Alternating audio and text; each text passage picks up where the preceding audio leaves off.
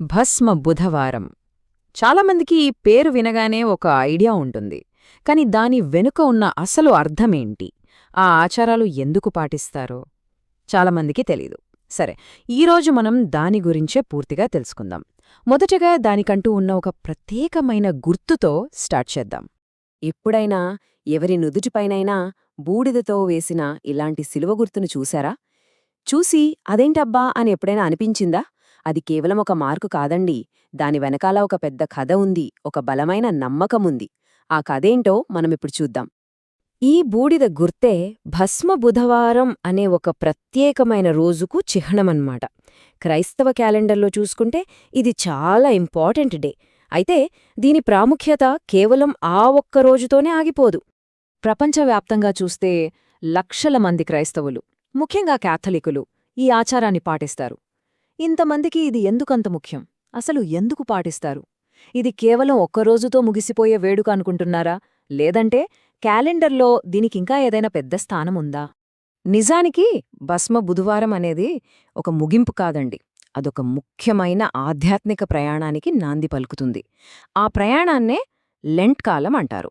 మనం ఒకసారి క్యాలెండర్ వైపు చూస్తే ఈరోజు మొదలుపెట్టి ఒక పెద్ద పండుగ వరకు ఎలా వెళ్తారో మనకు క్లియర్గా అర్థమవుతుంది. ఆ ప్రయాణం ఎన్నో రోజులు అనుకుంటున్నారా? సరిగ్గా 40 రోజులు. భస్మ బుధవారంతో మొదలయ్యే ఈ 40 రోజుల కాలాన్నే మనం లెంట్ అని పిలుస్తాం. ఈ సమయంలో విశ్వాసులు ఈస్టర్ పండుగ కోసం ఆధ్యాత్మికంగా సిద్ధమవుతారన్నమాట.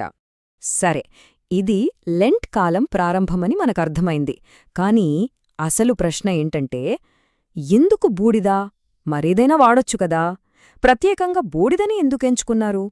దానికి సమాధానం కావాలంటే మనం కొంచెం చరిత్రలోకి వెళ్ళాలి. చూడటానికి బూడిద అంటే ఏముంది? కేవలం ఏదో కాలిన తర్వాత మిగిలిపోయిన పదార్థంలా కనిపిస్తుంది. కానీ నిజానికి దానిలో చాలా లోతైన అర్థాలున్నాయి. కొన్ని ముఖ్యమైన విషయాలకు అది ప్రతీకగా నిలుస్తుంది. సో, ఇప్పుడు మనం ఆ బూడిద వెనుక ఉన్న ఆ సింబాలిజమేంటో చూద్దాం.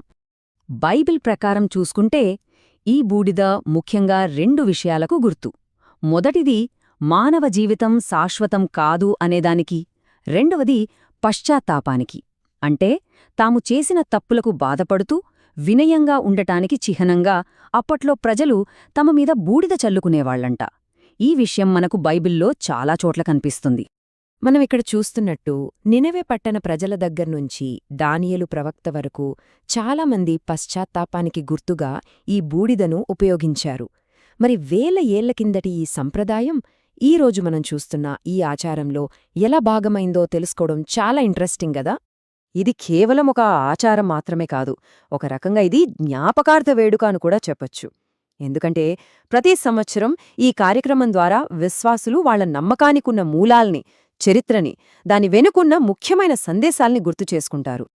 అసలు ఈ బూడిదను ఎలా తయారు చేస్తారో తెలుసా? అదొక అందమైన సైకిల్ లాంటిది. పోయిన ఏడాది పామ్ సండే రోజున వాడిన ఖర్జూరపు మట్టలని కాల్చి బూడిద చేస్తారు. ఆ బూడిదనే ఈ భస్మ బుధవారం నాడు నుదుటిపై పూస్తారు. అంటే చూడండి, ఒక సంవత్సరం ముగింపు మరో సంవత్సరం ప్రారంభానికి ఎలా దారితీస్తుందో, ఈ విశ్వాస చక్రాన్ని ఇది ఎంత అద్భుతంగా చూపిస్తుందో కదా. ఆ బూడిద నుదుటిమీద పూస్తున్నప్పుడు పూజారి తరచుగా ఈ మాటలు చెప్తారు: "నువ్వు మట్టిలోంచి వచ్చావు, మళ్ళీ మట్టికే చేరుతావు." ఈ మాటలు వింటుంటే జీవితం శాశ్వతం కాదు, మనం ఎవరైనా చివరికి వెళ్లాల్సింది అక్కడికే అనే విషయం ఎంత బలంగా గుర్తొస్తుందో కదా.